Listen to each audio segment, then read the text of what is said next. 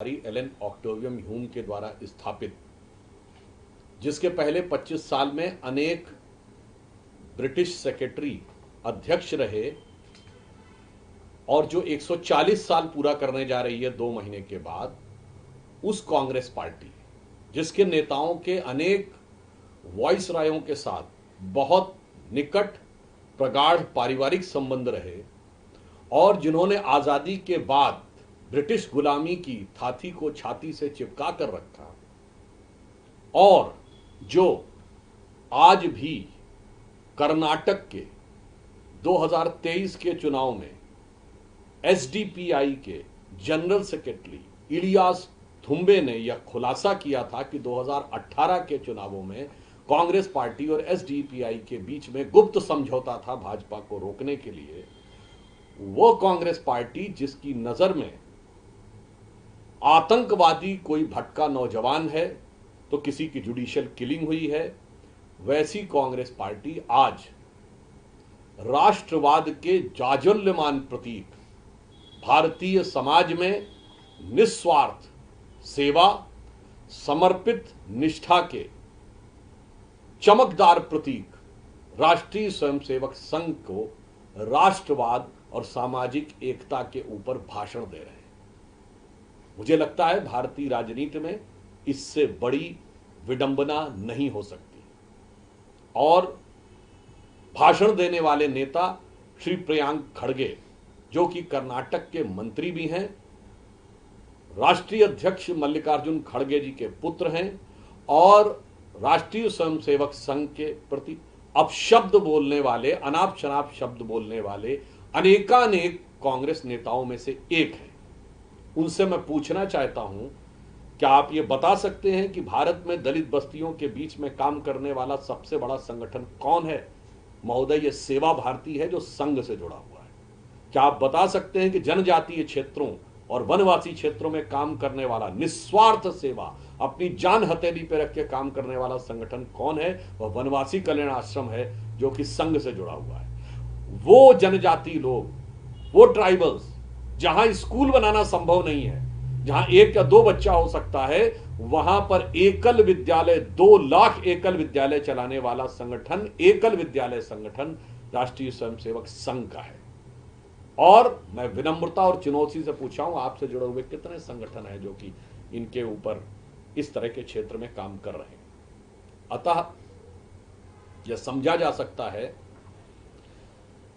कि वो कांग्रेस पार्टी जिसके प्रधानमंत्री ने कहा था minorities particularly Muslim should have the first right over the national resources of India, वो सामाजिक सद्भाव और सांप्रदायिक सद्भाव पर भाषण दे रहे हैं। और जहां तक एससी, एसटी और ओबीसी के हितों की बात है, तो हम याद दिलाना चाहते हैं कि आपकी कर्नाटक सरकार ने ही पिछड़े वर्ग के हक को मारने के लिए पिछले दरवाजे से आरक्षण में मुस्लिम समाज के इतनी जातियों को अंदर कर दिया। यदि पिछड़ा वर्ग आयोग को प्रधानमंत्री श्री नरेंद्र मोदी जी ने संवैधानिक शक्ति नहीं दे रखी होती तो पता नहीं क्या होता।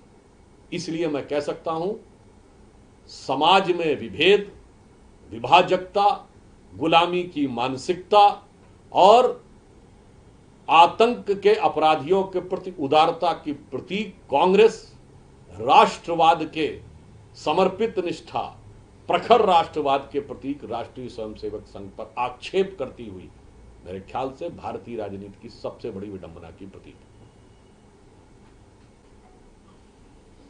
Congress party which was established during the regime of Viceroy Dufferin by a British officer Ellen Octavian Hume, who has in first 25 years several British secretaries as their party president, whose leaders were having a very close and affectionate relationship with the various viceroys, with the several viceroys and their families, and which has become a flag bearer of the British colonial legacy even post-independence. The party which was having a secret understanding with separatist organizations like SDPI, which was revealed in 2023 by the General Secretary of SDPI, Ilyas Thumbe, that in 2018 Karnataka Assembly election, SDPI was having a secret understanding with Congress party to defeat BJP.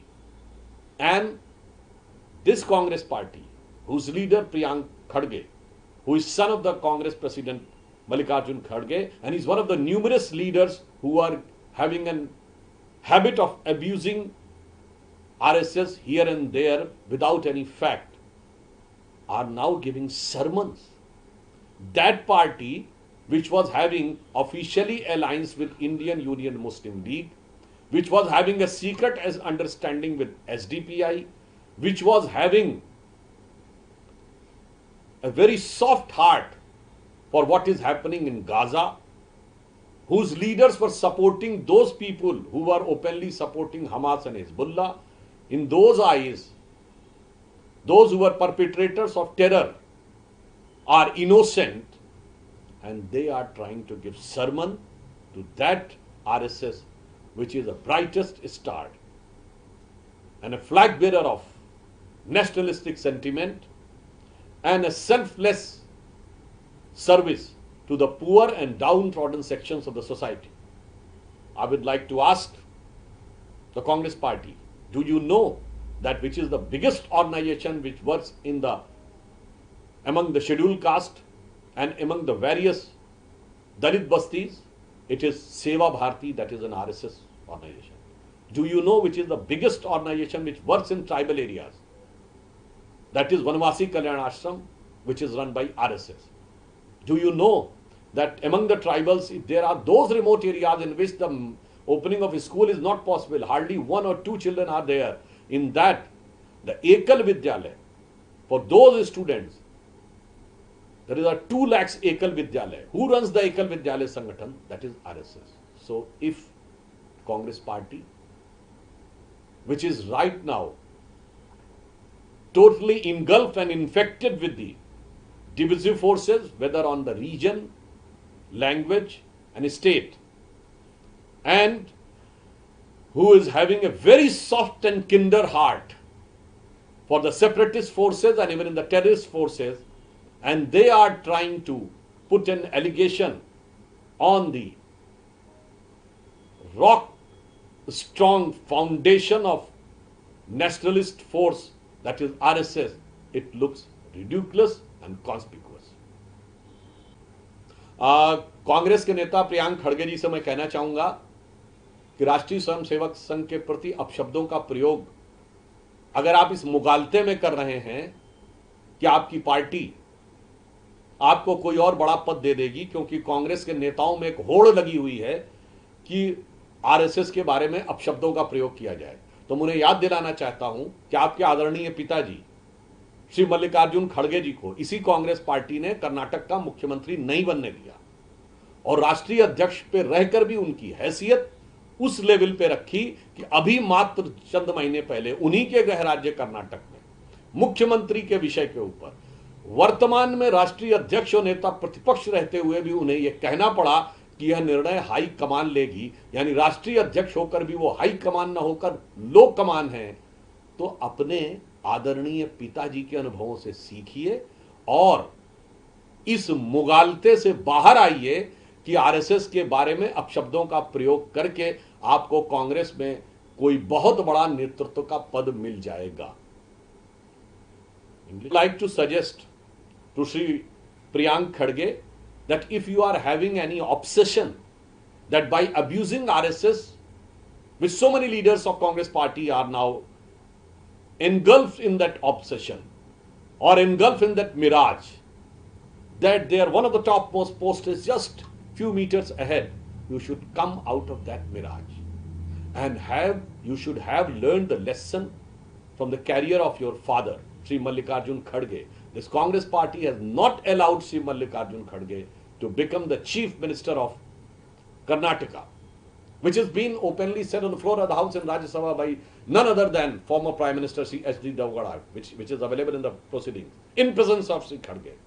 And even when he is the party president and the leader of opposition is still on the issue of change of leadership in Karnataka, what he is saying, that the high command will take a decision. So despite being leader of the opposition and party president, he is not the high command, he is still the low command. So you should come out of that mirage that by abusing RSS or in the cacophony of attaining scoring number more in your leadership, that by abusing you will get a top leadership position. This is a facade. You should try to learn a lesson from the career of your father. राष्ट्रीय स्वयंसेवक संघ के बारे में जिन अपशब्दों का प्रयोग प्रियांक खड़गे जी ने किया है, मैं उन्हें याद दिलाना चाहता हूं। सरदार पटेल ने 6 जनवरी 1948 को लखनऊ में कहा था कि if there are some people in Congress party who want to crush RSS by the might of authority, they are wrong. RSS cannot be subdued or crushed by danda. He has used the word danda, stick. He said that the stick, he used the word danda, is for thieves and dacoits. But RSS people are disciplined and they are patriot. They should be won over by compassion. Now, second thing I would like to remind to Mr. Khadge. I have got the opportunity to go into RSS camp when his founder Hedgewar ji was alive. Mr. Jamnalal Bajaj has taken me to there, and I was very much impressed with the discipline, dedication and complete absence of untouchability in Wardha in 1934. Mr. Khadge, who said this? Mahatma Gandhi, Complete Works of Mahatma Gandhi, volume 89, page number 193. And second quote I would like to say, Justice K.T. Thomas, who is a retired Supreme Court judge. Again, I am saying Sri K.T. Thomas, who has said that it was RSS who has taken India out of emergency, and Indira Gandhi government was forced to lift emergency because of the so much strong and vigorous resistance from RSS. And Mr. K.T. Thomas has also said that after Indian Army, if it is the biggest organization which ensures the safeguard of the Indian society, it is RSS. So, Mr. Khadge should also remember that Sri Lal Bahadur Shastri called RSS chief Guru Golwalkar in 1965 all-party meeting. Pandit Jawaharlal Nehru called RSS on 26 January 1963. Srimati Indira Gandhi shared dais with RSS leaders on Vivekanand Shila in 1983. Sri Pranab Mukherjee went to RSS headquarters. So, Sri Khadge, try to learn from your senior leaders rather than try to learn from Gandhi, Patel, Nehru, Shastri and Pranab Mukherjee rather than today's Gandhi, who is once time going in Langkawi, Malaysia, then to Colombia, then he is coming here. To try to read and follow the path of original Gandhi than the today's Gandhi, so that you should come out of the mirage. Shri Priyank खड़गे जी से मैं कहना चाहता हूं, अरे RSS को अपशब्द करने से पहले अपने नेताओं को तो पढ़ लीजिए। सरदार पटेल ने 6 जनवरी 1948 को लखनऊ में अपने भाषण में कहा है कि कुछ लोग कांग्रेस में ऐसे हैं जो सोचते हैं सत्ता के जोर के ऊपर राष्ट्रीय स्वयंसेवक संघ को क्रश किया जा सकता है, डंडे के जोर पर उनको समाप्त किया जा सकता है। यह सरदार पटेल का वक्तव्य है कि डंडा अपराधियों के लिए होता है। राष्ट्रीय स्वयंसेवक संघ वाले राष्ट्रभक्त हैं और उन्हें प्रेम से, सौहार्द से जीतने का प्रयास करना चाहिए। दूसरा सुनिए प्रियांक खड़गे जी, एक वक्तव्य है कि राष्ट्रीय स्वयंसेवक संघ के संस्थापक डॉक्टर हेडगेवार जब जीवित थे तो श्यामलाल बजाज जी मुझे संघ के शिविर में ले गए और मैं वहां के ऊपर अनुशासन, मर्यादा और अस्पृश्यता अर्थात छुआछूत का पूर्ण अभाव देखकर बहुत प्रभावित हुआ। यह किसने कहा है? Mahatma Gandhi, complete works of Mahatma Gandhi, volume 89, page number 193। और जस्टिस के.टी. थॉमस, जो कि सुप्रीम कोर्ट के पूर्व न्यायाधीश रहे हैं, उन्होंने कहा है कि इमरजेंसी के उस दुर्दांत काल से देश इसलिए बाहर निकलने में सक्षम हुआ क्योंकि राष्ट्रीय स्वयंसेवक संघ की शक्ति के आगे इंदिरा गांधी की सरकार को झुकना पड़ा। श्री के.टी. थॉमस ने कहा कि भारत की सेना के बाद यदि कोई संगठन है जो भारतीय समाज की सुरक्षा के लिए सर्वाधिक दृढ़ता से खड़ा है तो वो राष्ट्रीय स्वयंसेवक संघ है। श्री खड़गे जी याद करिए, नेहरू जी ने 26 जनवरी 1963 को संघ को बुलाया, शास्त्री जी ने 1965 के युद्ध के समय श्री गुरु गोलवलकर जी को बुलाया, इंदिरा जी ने 1983 में विवेकानंद शिला के उद्घाटन के समय राष्ट्रीय स्वयंसेवक संघ के साथ मंच साझा किया, और श्री प्रणब मुखर्जी राष्ट्रीय स्वयंसेवक संघ के कार्यालय में गए। ये बताइए, आपके बड़े बड़े नेता ज्यादा सही हैं या आज के वो गांधी जिनको खुश करने के लिए आप ये बोल रहे हैं, जो कभी मलेशिया के लंकावी से लेकर कभी कोलंबिया से घूमकर भारत के विरुद्ध तमाम प्रकार के अपशब्द और अप्रचार करके वापस आते हैं।